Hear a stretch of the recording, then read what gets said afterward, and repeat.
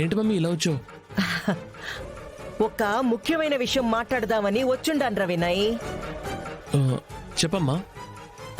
నీ ఒక్కడితోనే కాదు, నీ పెండ్లాంతో కలిపి మాట్లాడాలా. ఏది విద్య యాడుండాది, పిలువు. విద్య, విద్య. వస్తున్నాను వినయ్.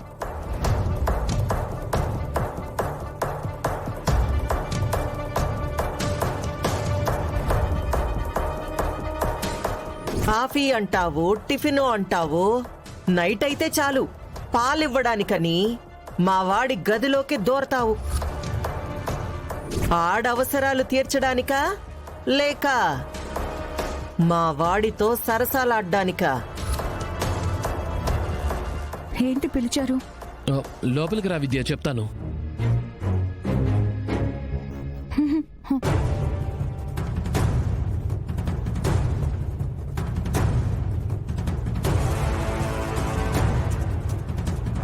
విద్యా, నువ్వేవీ కంగారు పడకమ్మా. గదిలో కాలు పెట్టొద్దని అప్పుడు నేనే చెప్పిన. కానీ ఇప్పుడు నిన్ను గదిలోకి పిలవమని నా కొడుకుతో నేనే కబురు పెట్టుండా. నువ్వు లోపలికి రా.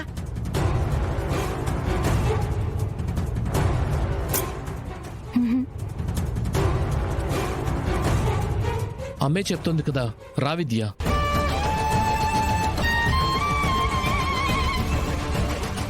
రా విద్యా, రా రా విద్యా.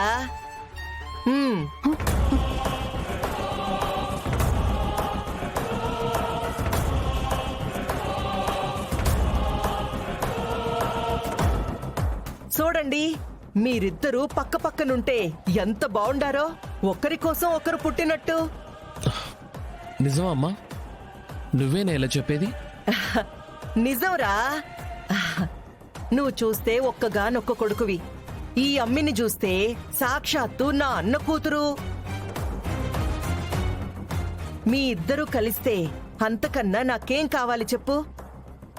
అటు చూస్తే నీ చెల్లి, ఇటు చూస్తే ఈళ్ళన్న.